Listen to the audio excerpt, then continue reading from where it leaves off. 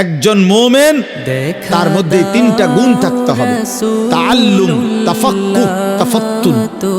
হযরত এই শব্দ উচ্চারণ, তার মধ্যে কোরআন সুন্নাহর সহিহ ইলম থাকতে হবে, তার মধ্যে কোরআন সুন্নাহর সহিহ বুঝ থাকতে হবে, তার মধ্যে সচেতনতা থাকতে হবে।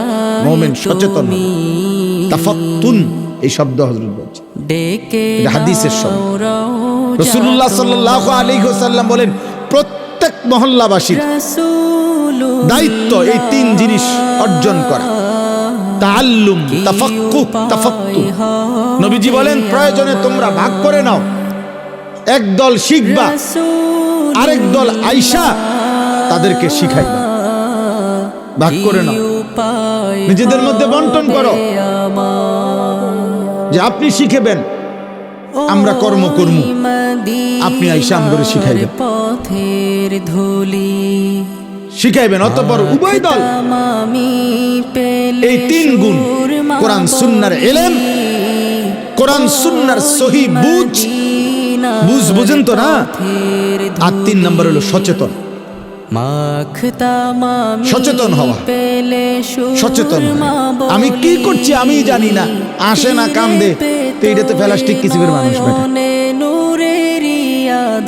অপদার্থ কিসিমের। আমি তো সবসময় বলি যে এই সমস্ত কিশোর যুবক ছেলে এই কাফের মুশরিকদের মতো চুল রাখে এবং চলা ফেরা কথাবার্তাতে কোনো কিছুতে তাদের কোনো সৌন্দর্য, স্বকীয়তা, ধর্মের, আল্লাহর দ্বীনের কোনো স্বতন্ত্রতা, বৈশিষ্ট্য এদের মধ্যে নাই। এগুলো প্রতিবন্ধী, এগুলার কোনো পূর্ব নাই, পশ্চিমও নাই, উত্তর নাই, দক্ষিণও নাই। যখন যেটা দেখে, যার যেটা দেখে ওইটাই হের কাছে ভালো লাগে, হের কাছে ভালো। হের সমবয়সী একজনে কইছে, দোস্ত তোরে দেখতে সেরকম লাগে।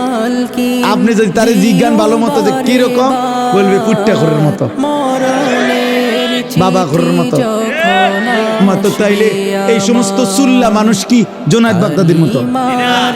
তো কার মতো? বাবা ঘরের মতোই তো।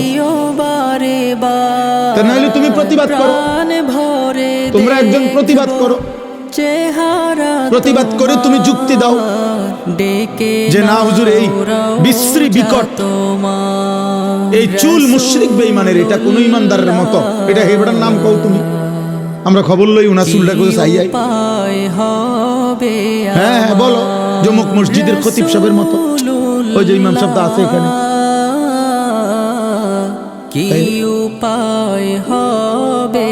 এই জন্য দোস্ত মুমিন সচেতন হবে।